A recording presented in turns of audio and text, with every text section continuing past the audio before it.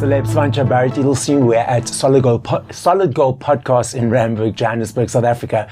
And joining me today, we have Wouter Kellerman. Wouter, thank you for joining us on the podcast today. So great to be here. Thank you, Barrett, for inviting me. Thank you for your time.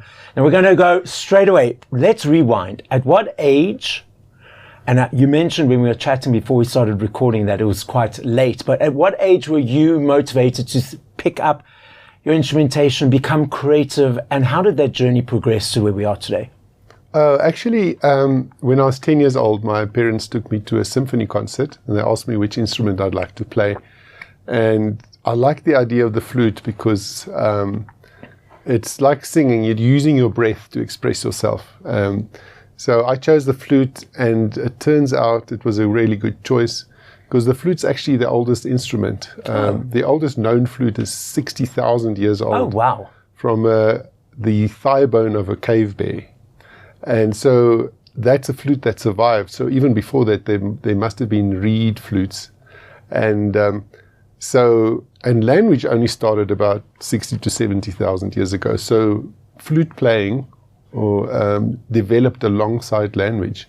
So it's actually a hugely instinctive human thing to play or listen to the flute. Okay. So I loved it from the first day, and by the time I left school, I wanted to study music, but we didn't have money to send me to university.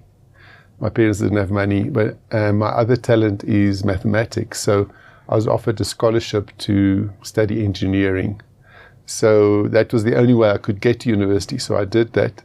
I studied engineering, still playing the flute every day.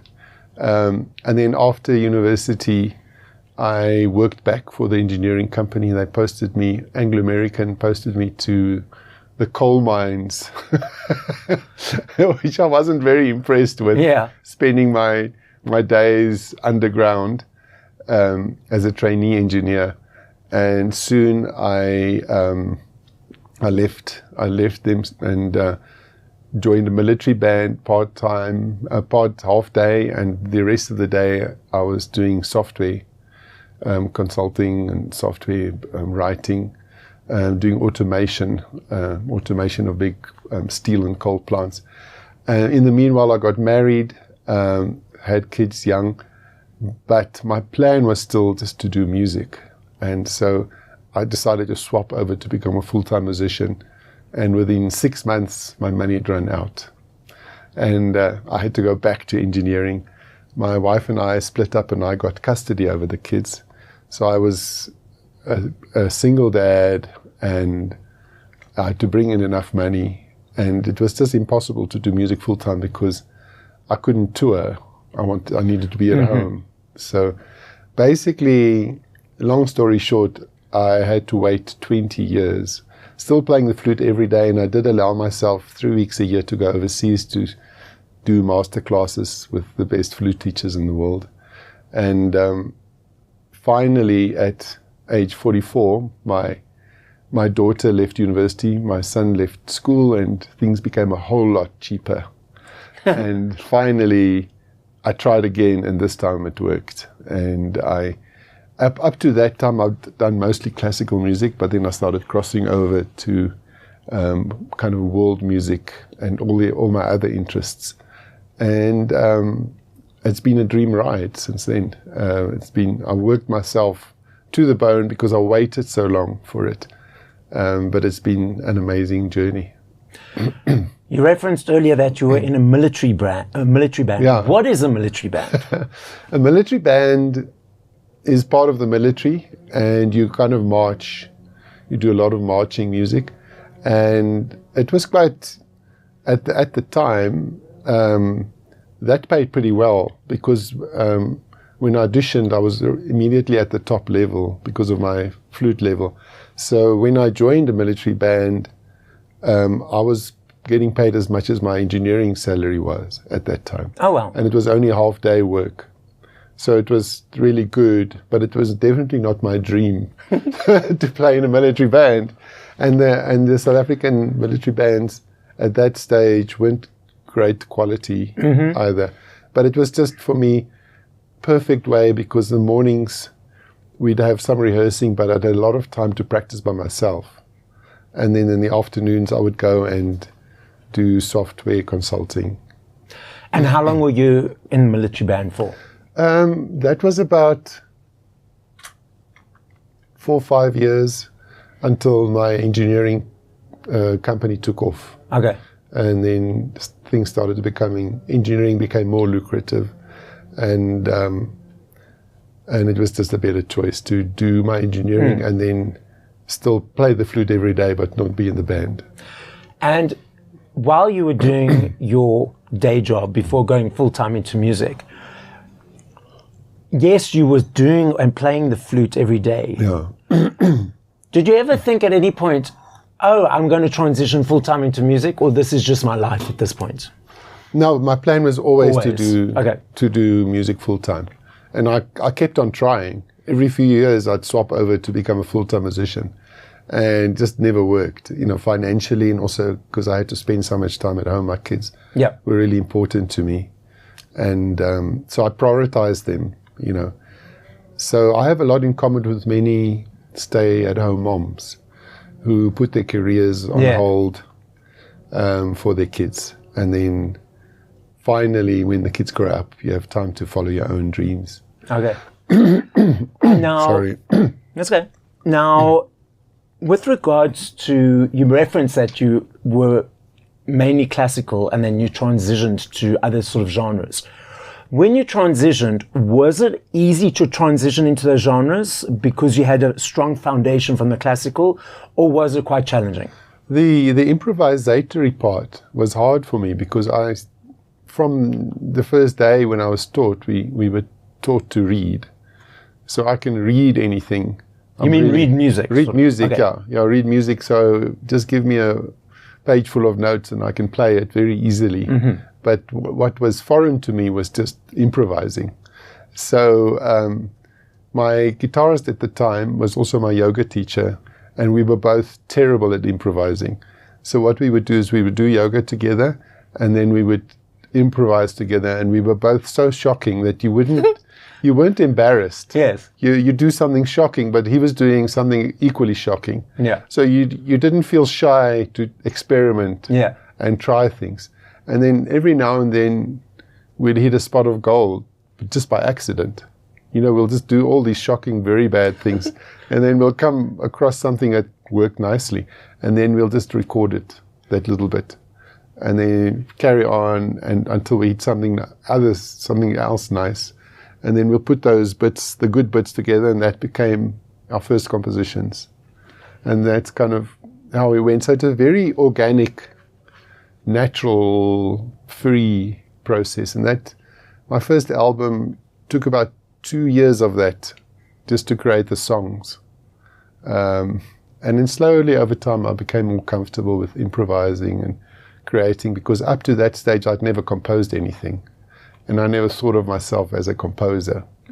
And then I just realized composition isn't this very high, impossible task. It's just, you just try things until you find something you like, And I discovered I could do it.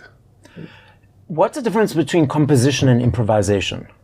It's actually the same thing. Okay. Yeah, it's the same thing. A composition is probably just is a more carefully edited improvisation. So basically, we improvised until we find a nice line or a nice moment, and then we put those together and kind of, put all those the good improvisatory moments together, and it becomes a composition. So it's sort of like a piece of a puzzle. Yeah. And then you create a picture. Exactly. Okay. When you improvise, some people are amazing at improvisation, and their improvisation is immediately a fantastic composition. But in our case, we had to sift through, create the composition from the improvisations. And has that become easier over time, obviously? Yes. Yeah, that's become much easier over time. But your roots, my roots were in classical music, and I still, up to today, I find it easier to read something than to improvise. I'm much better at it and much more. And I don't have, in my shows, I don't read anything. You know, there's no music on stage.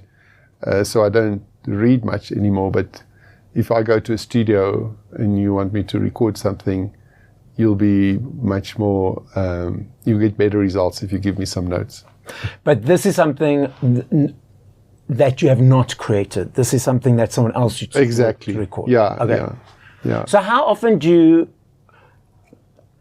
when you create, how often is it for yourself as in an instrumental? How often is it collaborating with other artists as in singers? And how often is it that someone has asked you to come in and play on their music? Yeah, a bit of everything. Okay. So I do a lot of collaborations because the flute is kind of a collaborative instrument. You know, you need other instruments and sounds to make it interesting for more than 10 minutes. You know, if you play solo flute, people are not going to listen for very long. So you always need other people. And it's beautiful because, you know, you collaborate with someone and they take you to a space that you would never have got to without them. And so I love all the collaborations with other instrumentalists or a lot with vocalists. I've worked with choirs and singers, and my latest album is with a Japanese cellist and Indian singer. So often I'll do that, and sometimes we'll create our own music, sometimes we'll cover something else. We'll take music that we love and we'll do our own fresh version of it. Yeah. And then people also ask me to come and be a guest on their album or in their song, you know, and then I'll just join them and give them my input. Are there any that you find easier or of those three scenarios, or they're equally as balanced? I find it pretty hard if someone wants me to join in their song, because it's much more difficult because you have to get into their mind space first. And it could be people from very different genres ask me, you know, from genres that I don't usually play in. And then I have to get into how do they think? Because I could just do completely my thing, but I have to adapt to them. Yeah, exactly. But I love it because, like I said, it takes me to a place that I wouldn't have been to. So, it's not an easy process to do something. It's easy just to do something, but to do something that really works and to find that magic spot where, you know, for example, the last album, Japan, China, Japan, India, South Africa, to find that spot where we all gel was much more harder than we thought it would be. So it took us a while to get there, but it was so satisfying once we got there. In what way was it hard? The sounds or the energies or combinations of all? Well, so, for example, I would create the song with my producer friend, and then we'll send it across to the singer or the cellist for them to, we'll send it across for them to add their bits. And they might send something back that really doesn't work for me. Maybe it works for them, but it doesn't work for me. You know, then what do we do?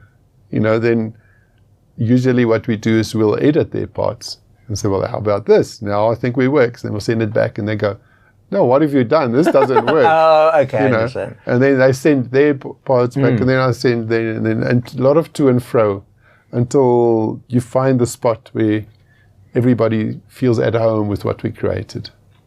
When you've got a new song that's not a cover with a vocalist, are you inputting or giving input on the words of the song, or is the vocalist solely writing the lyrics? Yeah, so often the vocalist is writing the words. Usually I don't get involved with the words. I have in some rare occasions.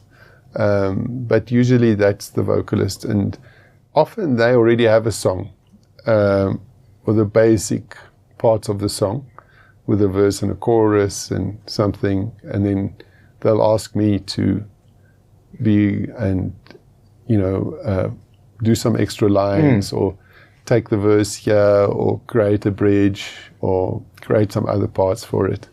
So that's usually when I work with singers, that's how it. Sometimes with choirs, I would work with them to develop their parts. But then often I'd get a producer to help with that. I always think the best, I know what I'm good at. Yes. And I know what I'm okay at. Yeah, okay. And when I'm okay at something, then I'll rather get someone who's really good at it to come and help. Because at the end, we want a world-class product, and it's very, very rare that one person can do engineering, production, arrangement, composition, perform, and pull off. You need another ear, in my case at least, another ear, another input, more inspiration. So it's a very collaborative process.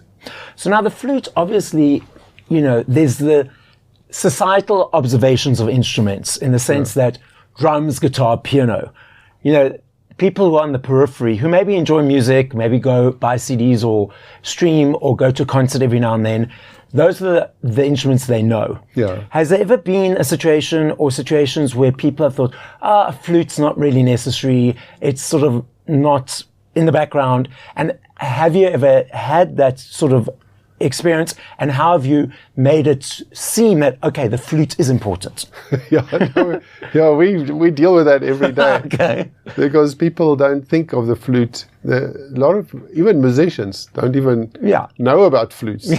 Like a lot of vocalists, they don't even know what you're talking about when you're saying you play the flute, So we do get that. And for example, even engineers, for example, you go and do a show somewhere, I'll go with my band, and my whole band sings, but I'm the front man. Okay. And sometimes they lead, and sometimes I lead, and we share. But the engineers would make the vocals super loud, even if they're doing backing vocals, and they'll put the flute there in the background where it belongs. So it's a constant fight. Even when I mix my albums. When I go to the mixing engineer, everybody's used to the flute as being a support backing instrument. You don't put it up front with the lead vocals, usually. So it's often a fight. And people also don't perceive a flutist as someone to come and headline a festival. Yeah. Or, come play at a festival even.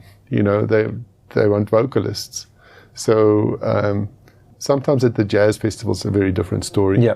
But we deal with that every day, and it's a constant challenge. So it's very difficult also to make it commercially as a flutist. But on the other hand, it kind of sets me aside. It's something unique about me, so I'm not competing with all the other vocalists in the world. And having been successful as you have over the period of time with the awards and the releases, has that challenge with people that you've worked with before gotten easier compared to people you haven't worked with before? They know, we know who this guy is, so now we don't have to go through that conversation again. Yeah, no, definitely. My mixing engineer, who normally mixes vocals, now knows that I want the flute super loud. Yes. Too loud for his ear. He knows. So that the conversation is becoming easier. And the people who have seen me perform, the corporates or the festivals or the promoters, they now know that I can move a crowd. So often we do, say for example, a corporate, and people maybe someone asked for me, but the organizers of the corporates are quite anxious about whether this is going to work. Yes. So but once they've seen what we can do, then that conversation becomes easier. And it does help if you had some success, like Grammy-winning flutist. Okay, well, he can do something. We're not really too worried about him. And the festival might now go, well, previously they would have said, who's this flute player? We don't want flute here. you know, now that actually consider it. So that does help, you know. Okay, so when you moved into full-time creation music, did you ever think at that point, okay, I'm going to be a Grammy Award winner? No, I I didn't think it was possible, but I remember sitting at the kitchen table with my kids, and they said, "Dad, what would you like to achieve? What are you going to go for?" And I said 3 things. First I said, I just want to get started, because I had never used a microphone.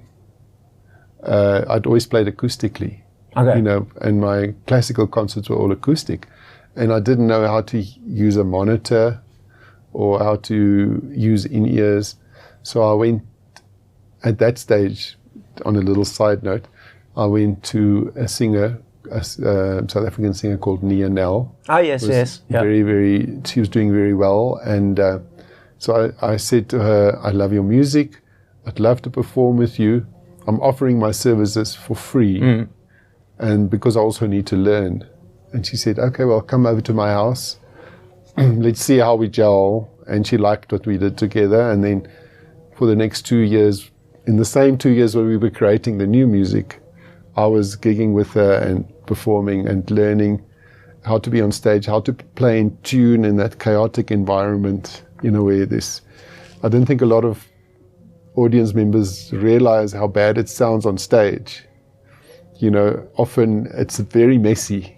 And you have to cope with, you know, with a drummer that's playing right in your ear and there's nothing else you can hear. And you can't even hear if you're in tune. And it takes a while to adapt to that whole circumstance. But I said to them, to my kids, to one day get a Grammy nomination, that would be, it just seemed like an impossible dream, but I'm putting it out there. And then my second goal was to represent South Africa at a big event, you know, somewhere, which did happen eventually. You know, just a few years later, I played at the Soccer World Cup closing ceremony for 700 million people. That was like an amazing moment. But in South Africa, the closing one in 2010. Yeah, I was so lucky to. I don't know if a flutist has ever played at a closing ceremony, but there I was. And then my third goal at the time was because it was the time when Norah Jones, her album Come Away With Me, did so well. And I loved that album, and just the whole engineering, the sound, her voice. So I said one day would be nice to do a duet with her. Now that's the only one I haven't achieved yet. Maybe you'll be meeting her at the award ceremony. Yeah. She's also nominated. So there we go. So you've won 2 Grammys, and this year, in 2025, you're nominated for your 3rd. Yeah, this is my 5th nomination. 5th nomination, but you won 2. Yeah. Wow. So in the past I've had 4 nominations and won 2, and now this is the 5th one. And we'll go, I don't know when this will go out, but we're leaving next week. So. And does it ever get old, hearing that you've been nominated? Does it ever feel like, oh, again, or just like every time I'll be running around the room every time? Like, no, it doesn't get old because you know, I'm constantly releasing, and most of my releases don't make it. You know, so I've had 4 nominations, but I've had 10 albums, and a lot of songs as well separately. So it's incredibly special to get Grammy nominated. I'm even more excited than the first time, you know. So I'm very excited. Yeah. So for the viewers at home who just sit and watch the Grammys from their chair, is what we see on television the same as what you experience, or how is it different? Well, it's beautiful to be in the room, you know, when that happens. But there are 2 Grammy events. Sorry. That's okay. There are 2 Grammy events. There's the pre-telecast, which is in the afternoon, Okay. and then there's a telecast at the evening. So the evening event, I only have a few Grammy categories. Yes, that's one they show on television. Yeah, that's the one on TV that got the pop and Yes. The rap and some of the rock maybe, and so that the main category is best album, Best dance, and all that. Pop, whatever. Yeah, pop mostly. But then the most important Grammys are in the afternoon. In my eyes, they're the most important because those are when the jazz, the classical, the engineering, the world music, the country, some of the country, and the composition, and so that's for me is the real, as a musician, that's where it's happening, and that's my favorite part of the event. So, and that does get telecast, but not on TV. You can log in online. And but then it must be a long event for all those categories. Yeah, that's starts at 12 to 4 p.m. Okay. in LA time. So it's a long day. It's a long day, and then the main event starts at 5 to 8 p.m. in LA time, which is in evening in New York. Oh, so, okay. Yeah. So, as you know, the awards, what's happening coming up after that? What's happening for the next period of time? So for me, quite a bit depends whether we win or not. Because if we do win, we get a lot of media, and there's usually a kind of a short window. Sorry. Okay. I'll just say that a lot happens whether we win or not. A lot depends whether we win or not. If we win, there's a short window where you get lots of media, and you get a lot of corporates who want you to be part of their event, and that's where it becomes. That's what makes the wheel turn. Yeah. The corporate events is what keeps us going. So if we win, we'll be immediately back to South Africa. Because this is where we do most corporates. And so if we don't win, that's also not such a bad thing because I'll take a little bit of a holiday. And then we have with the usual gigs after that. We've got the whole year, we've got gigs coming in and out. Okay.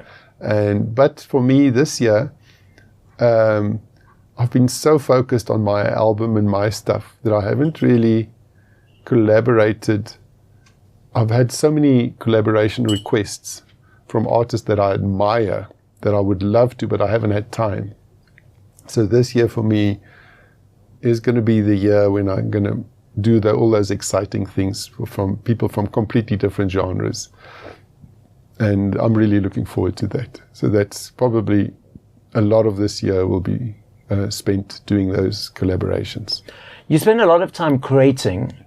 Do you ever just listen to music in your relaxing space? Or not really? I mean, I'm constantly listening. You'll find that musicians, wherever they are, they'll pick up. Like I was just mentioning, I can hear the pitch of the aircon. Yeah. So you are constantly thinking about music wherever you go, and in the car there's music, and at the restaurant there's music, and you're constantly picking up, analyzing, melodic patterns, chord sequences, and you're listening. And then every now and then I'll just sit back and really enjoy something. But I don't really have like a listening time, a block of listening time, because I actually do a lot of listening because I'm also a part of the Grammy voting community, so I get sent a lot of music. So every year I listen to a huge amount of, they call it for your consideration messages. So, yes, I've seen that on socials. Yes, yeah, people send me their music and I listen to it, and it's lovely because it's all this new music that you could listen to. But that's kind of more to inform my voting to decide who I'm going to support, what music do I want to support. And so I do enough listening, so I don't actually just for fun go and sit and listen for an hour. You know, it's kind of just what happens during part of the day. You know. So are you, as part of the Grammy voting for the consideration, are you in specific genres, or it's just general and people just send you stuff? A lot of people send me stuff. There's 14,000 Grammy voting members. There's a lot of people. So these are all creatives. They musicians, composers, engineers, producers.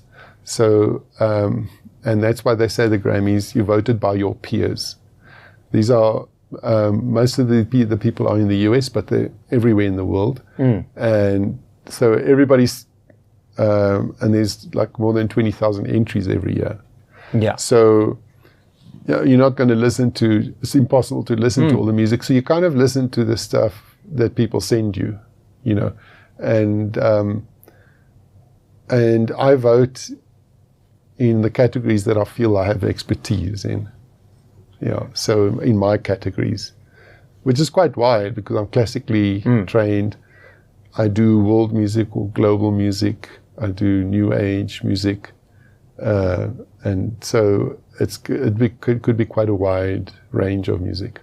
Can you choose which categories you're going to vote? Oh, interesting. Okay. Yeah, you vote in the fields that you have something to say in. Okay. You know, I'm not going to vote, even though I listen to rap music or dance music, and I'll go dancing to dance music, but I don't usually vote in those categories because I'm not. It's not part of my everyday listening, so I don't feel I'm qualified. Okay. Yeah. I love your observation of this, even though you started in the industry later. I love me a CD. I still budget for my CDs every month. For me, it's an energy exchange to say thank you to you guys for all the hard work that you do. I'm not sure if you're aware that CDs, vinyls, even cassettes are on a massive comeback. Last year alone in the UK, 5.9 million vinyls sold, the biggest since 1990. Also in the UK, there's a basket of products that they gauge exchanges on, and based on those product exchanges, which has to be a great amount, they analyze for tax purposes. And because of the upsurge of CDs are now back in that basket where they hadn't been for a number of years. The research is showing that it's the teenagers, the younger kids who are diving into the physical world, not the older nostalgic people. And then we also have these streaming platforms that people consume music on. What are your observations of the landscape at the moment? I love CDs because it's just, or vinyls, because it's just nice to have something physical, and also to read about the music. Because like when we do CD, we always have little story about how the song got started, and very importantly, we have everybody that's part of that song. Every musician, every composer, the producer, the engineer, the story behind it, the emotional part, the words, everything is in that CD. And the problem with the streaming is that whole world gets lost. Yeah. And it's very unfortunate and very unfair to a lot of these people, like a producer or an engineer or a composer who actually made the song work, is not even mentioned. Nobody knows about it. Yeah. And there's not enough space made in the streaming platform, for people to go and investigate. So that's why I still like CDs, but not many people can even play a CD anymore. So it is a problem, but it's still nice to have that physical product. For the streaming, streaming is a great way to get your music out there, and it's a discovery platform. So it's very important to have my music on streaming so that people can discover it, and to have all the AI facilitate that, and predict what you're going to like, and so you don't have to do all that searching yourself and sift through 100 songs before you find one that you like. The AI process and the algorithm will help you to get there. So I I think the streaming is here to stay, but I wish they could find a way for people to do more discovery of who's actually on the song, and to discover them, go a little bit more in depth on the music. It's interesting you say that, because I was living overseas, and not last year, the year before, I wanted to buy a CD player for my CDs, and everyone was saying, there's no way you're going to find a CD player anywhere. You can't buy them. I went on to Take-A-Lot, hoping and praying for one good option. And there were hundreds of options for me to choose from. I had to narrow it down and narrow it down. And I was shocked, because everyone was saying that you can't buy CD players anymore. Yeah. So you actually can. Just to say that. You can buy it. But for example, in your car, you know, you need a very old car to run a CD player, which is kind of sad. But that's the way of the world now. So you can still find your songs and play it through streaming. But I think it's worth it just for the packaging. Yeah, exactly. To buy a CD. And the journey of the experience as well. Yeah. I was listening to your music, and quite a lot of the music is, I was feeling very sort of energetically healing. Yeah.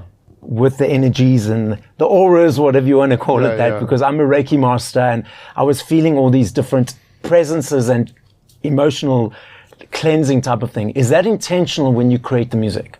Yeah, my music has always been about spreading good energy, because I just feel that's the music I love. And you know, that music that when you watch a film and something terrible is just about to happen, that music, then that's the opposite of my music. Okay. I don't have anything terrible coming. You know, my music doesn't spell disaster coming. You know, for me, the music tells you about how amazing life is. And it can be mysterious. And it can be mysterious. It's not just all super light. It could be deep and mysterious, but behind there's a positive message telling, you know, because that's who I think I am, and that's what I think the music. So that's kind of an automatic thing. But we also have made some very intentional healing music, like this last album that's just been Grammy nominated, is an album that we specifically made with that idea that we want to heal with this music, you know. But it's not that different from my other music. I think all my music is like that. Yeah. So that's why it was quite a natural progression to do this. I love this game. I know if I had to ask you this question in 2 minutes, 10 years, 5 hours, I know your answer will be different every time. I'm saying top of mind. I'm not saying favorite. If you had to play 5 artists, and if you can think specific songs of those artists, once you're on the drive home after this conversation, who would those artists be? And if you can think of specific songs, what would those songs be? Why are you laughing?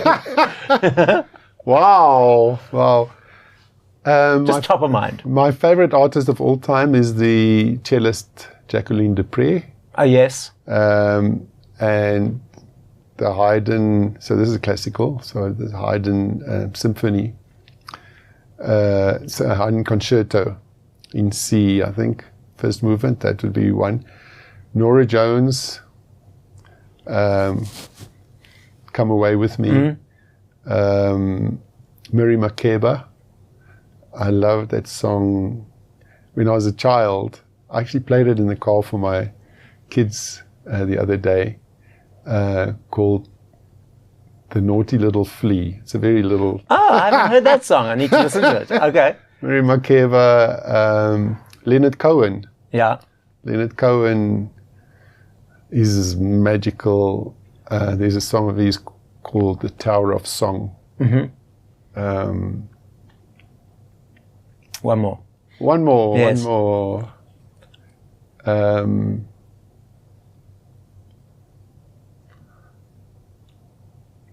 I think something Ishmael Lowe. And I don't remember the song now, but I love his vibe. You know, cool. West African music. So my music taste is all over. It goes, you know, from South Africa to West Africa to classical to roots But I have to say, roots is kind of the word that covers everything. You know, it's roots music, and I don't believe music has to be complicated to be beautiful. I think there's simplicity, beauty in simplicity, and so I'm very much different from a lot of the jazz musicians like that. I mean, I love jazz and I enjoy it, but some of the jazz becomes an intellectual exercise, and for me it's more what moves your heart. Okay. And it doesn't have to be, it can be complicated. Some of my own compositions are harmonically very complicated, but it doesn't have to be complicated. For me, where's this Blue Bayou? What's Linda Ronstadt, Blue Bayou? Yeah, very simple song, but it moves you, you know. Yeah. So the podcast is listened to throughout the world. As a final message, what would you like to say? I think music takes people on a journey, and it takes you on a journey to places that you would never have been, and to cultures and peoples. And I think it has the power to bring us all together. And my message to people would be just to look for love and positive expectation in their hearts. And I think if you look for it, you know, that's my experience, it's a much happier place to be. Lovely. So guys, as Wouter says, feel that love, feel that positive expectation of that expression. Look for new journeys and new genres of music and new types of music and new performances. This is Celeb Savant signing out.